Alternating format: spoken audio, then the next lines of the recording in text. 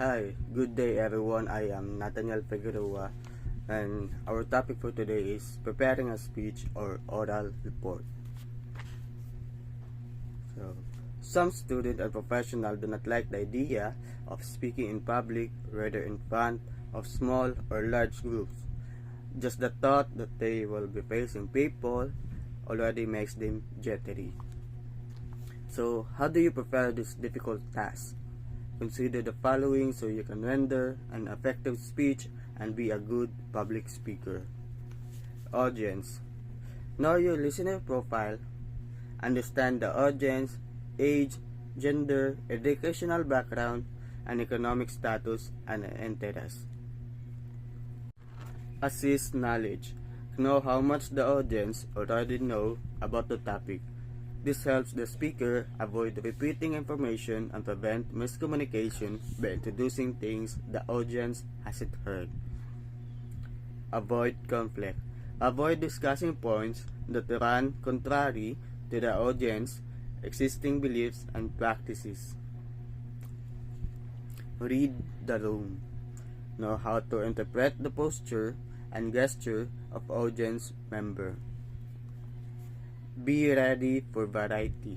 Prepare to face different types of audience including questioners, hecklers, disruptors, hostile, or bored listener. Stay in control. Know how to deal with any unpleasant incident or conflict while always staying in control of the situation. So, logistics. Know the organizer. It is essential to know who is organizing the event. Know the lineup. Know who will be introducing you and who will be speaking before and after you. This allows you to tie up your presentation with earlier talks and give the audience a clear idea of the subsequent presentation with earlier talks and gives the audience a clear idea of the subsequent presentation. Venue. Location. The venue is equally important. Locate the lights and, if applicable, your movable visual aids, knowing exactly where to position them. Speaker movement. As a speaker, know how to position yourself and how to move to get the attention of the listeners. Posture and habits. Works on your posture and avoid bad habits. Employ a balanced posture, like do not stand one leg only or do not lean on any object, as this gesture convey confidence and authority. Visual aid. Crucially, do not block the view of your visual aid when presenting them. Facilities. Equipment. Ask beforehand about the equipment available to ensure it matches the presentation aids you plan to use. Projectors. If your visual aids are complex and this is no available projector, find a solution. Troubleshooting. Know how to troubleshoot analytical problems and technical glitches you might encounter.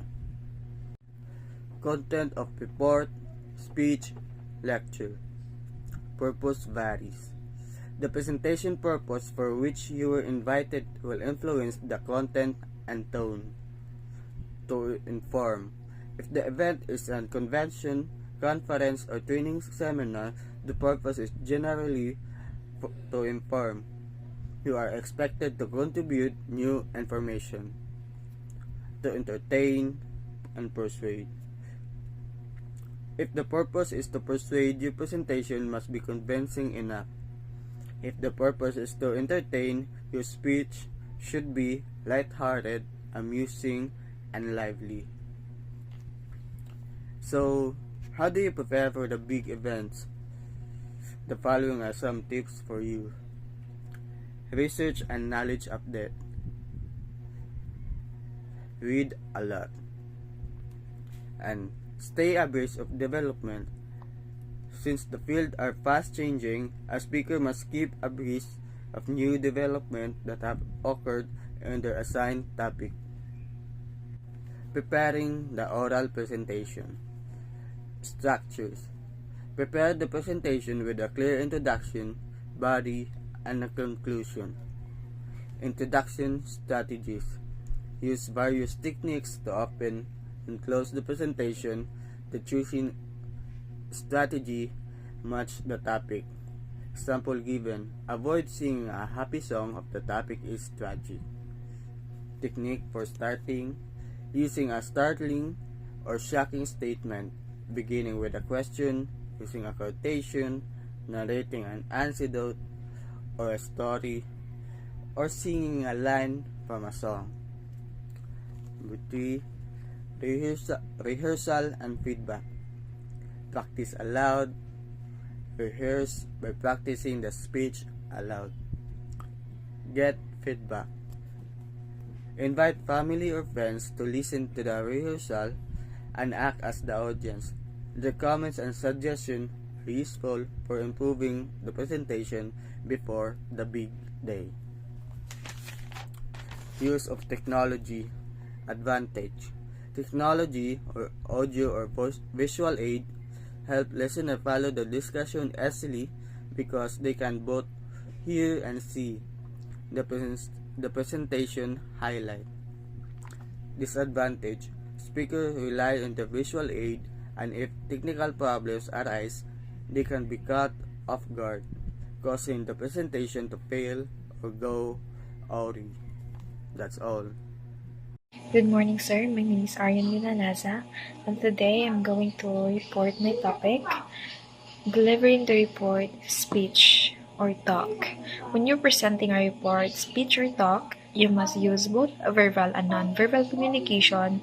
These two work together to make your message clear and effective. So number 1, paralinguistic cues. These include facial expressions, postures, gestures, and movement. So una, facial expressions.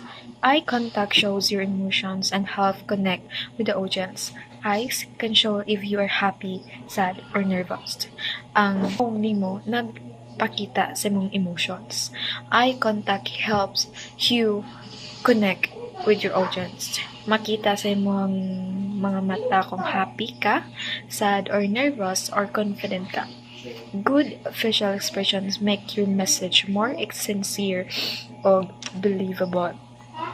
Next is B, posture. Your stand shows confidence and credibility. Stand comfortably with feet 6 to 8 inches apart, with on the balls of your feet and hand relaxed at your side. So posture means how you stand.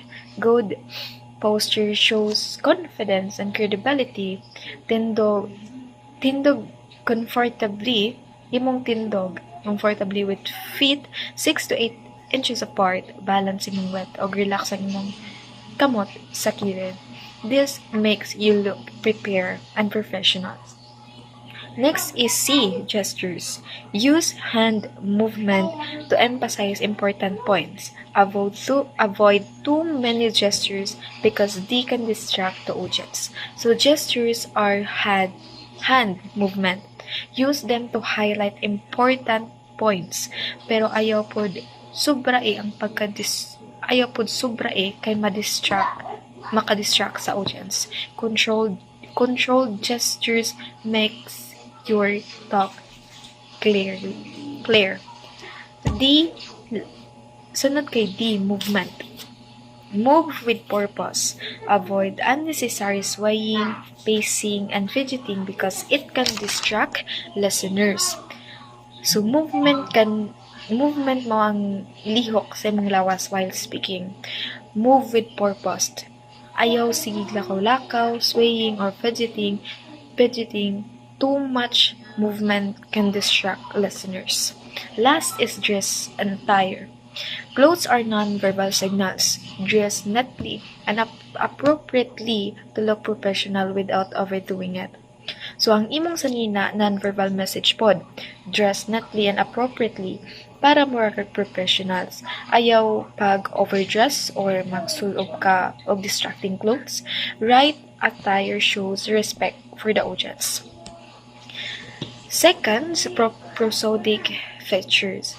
This refer to intonation, tone, stress, rhythm, pauses, and pronunciation. So, kini ang mga sounds features sa imuhang voice. Mga intonation, tone, stress, rhythm, pause, o pronunciation. Una kay speak clearly and at a comfortable speed. So, mag-istorya ka og clear and comfortable speed para masabtan sa mga audience. Next is articulate words properly by using your lips, tongue, and teeth correctly. So, articulate words properly gamit imong lips, tongue, og teeth. Clear articulation equals clear message. Next is assimilation helps speech sound smoother by blending ending sounds and beginning sounds. So example, to each his own. To, to, to, each on. To each his on. So assimilation is blending to sounds para smoother paminawon. So, mao to ang example, to each his own, to each his on. So, this makes your speech sounds more natural. Thank you. Good morning, sir. Good morning, buddies. This is my report about presenting in groups and overcoming anxiety or stage fright. So, presenting in groups. The earlier discussions apply to both individual and group presentations. However, when making a group presentation, everyone should be a team player and members should not compete with each other. Note that since you are working with a team, there should be coordination among you. Guidelines should be strictly followed, especially if it is a group task. Planning is of the essence so that your presentation is coherent and does not become fragmented. So, kinahanglan ko lang sa group presentation ko lang, sir, tanan ko ng grupo, kinahanglan magtinabangay sa kagrupo niya, di ko kinahanglan magpalabaw sa iyang garbo, o kinahanglan man ko magtinabangay kay hindi sila magtinabangay, maguba ko nilang grupo, di na magkadimaog ilang presentation sa usa ko ka grupo, sir. Kinahanglan ko na kuno'y plano kay aron mahimong hapsa ilang presentation o di mabungkag o di magubot. As you prepare your presentation, note the following tips. Number 1, assign a specific task to each group. Kaya kuno ang tanang members na kuno'y buhaton silang tagsang buhaton. Number 2, divide the work accordingly. It should be know the part assigned to him or her as well as the time allotted to him. To each. Ang kailangan ko gitagan na tong part kailangan ko kay baw sila ato nya napog ko time nga kailangan mahuman nila. Number 3, decide on a strategy as to how you will begin and end your presentation. Nang kinahanglan ko kahibaw mo kung unsaon pagsugod ug unsaon po pagtapos sa inyong presentation. Number 4, prepare your audio visual aids to hold the attention and increase the interest of the listener. Na kung mag-present na ko naman sa inyong presentation, kinahanglan andam na kunog video ug audio aids kay aron na ipakita sa maminaw or matanaw. Number 5, practice on your own, then come up with a schedule acceptable to the team. You can rehearse as a group. Kung himo ko ng presentation, di ra kuno ka magsalig sa kanang magtapok mo, kaya mag-practice po kuno kag imo-imo ra. Kung na kuno'y bakanting oras nga makasinabot ng tanan, kailangan magtapok mo karon tan-awon yung nakadimao na ba. Number 6, get feedback from your teammates as to how you can still improve your presentation in particular and presentation of the group in general.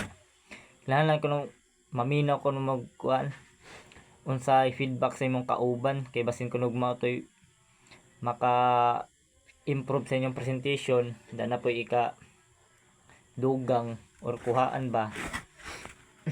Number 7. As individual and group presenters, think of possible questions that may arise after the presentation. If you cannot think of an answer, seek the help of your groupmates. O ikaw kuno mismo nag-report, kinahanglan jud nga na kay mahuna-hunaan nga pangutana sa tungkol sa imong imong presentation. Nya kinahanglan kung di ka kahibaw sa imong answer, modul kasi imong kagrupo. As individual and group response to question effectively during the question time. If it happens that nobody from the group knows the answer, be honest to admit that you will find time to research on the matter. Ang isip usa ka reporter sa grupo, kinahanglan mo tubag jud kuno kas na mga pangutana sa naminaw. Kung wa ka kahibaw sa answer, kinahanglan mo tugan kas tinuod kaysa mag paligoy-ligoy pa ka imong nangutana, wa kahibaw kung nakamao ba ka or wa gyapon natubag ilang pangutana. And this is the overcoming anxiety or stage fright. Many speakers become tense when making small and big presentation. This is normal. Becoming nervous only show that you care about your presentation. You are concerned about whether the audience will pick up something from your talk. Note that a little amount of nervous tension is needed if you aspire for an excellent performance. At the beginning, you may experience anxiety, but as you go along with your presentation, your nervous tension will ease up. So, normal naman ko ning makulbaan ka kung mag-present ka presentation. Normal ako na kung nag-care kasi muhang i-report kung agmaminaw ba makasabot ug na makuhang tawag na kapupulutan ng aral. Normal ako na kay sa kinaunhan ra ko na kung magpadayon kag report sa imong presentation na wara. Eugene White and Claire Henderliner 1956 stated that we do not actually fear the process of speaking as much but a negative response from the listener. This is indeed true. What people actually fear is not the process of speaking but negative response, comment or feedback from the listener. So, matud pa kuno ni Eugene White o Claire Henderliner nga we do not actually fear the process of speaking as such but a negative response from the listener. Di ko ta mahadlok sa kung unsay atong i-istorya or i-report. Nahadlok na kuno ta kung nabay daotang ikatubag ag naminaw or nitan-aw mo kung nagikahadlokan kanang kintahay mo comment sila mauni lain mong presentation mo na mura kag malain ba. There are ways by which you can overcome stage fright. One way is by preparing truly of your presentation. It is important that you know the topic and that you know more than your listener. Another way is to practice. The more you practice or rehearse, the more confident you become. Na ako ni mga pangamaagi nga ma-overcome ko nimo hadlok sa mga tumang sa mga tao. Ako sa ato kay kanang mag-andam kasi mong i-present. Kinahanglan wa pa due time, maghimo na ka.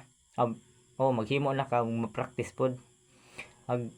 Kinaimportante hadlok kuno nakahibaw kasi muhang imong topic. Kintay kung wa ka kahibaw, makulbaan mo jud ka kay wa ka kahibaw sa imong istorya atubangan mo na makadag kakulba. Nya kana po kunong mag-practice or mag-rehearse. Kintay tubang ka sa amin mag-istorya kag ikaw rang usa.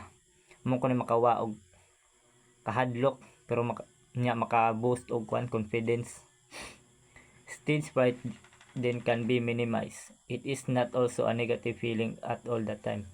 Learn how to convert this social fear into something positive that you can aspire for top performance.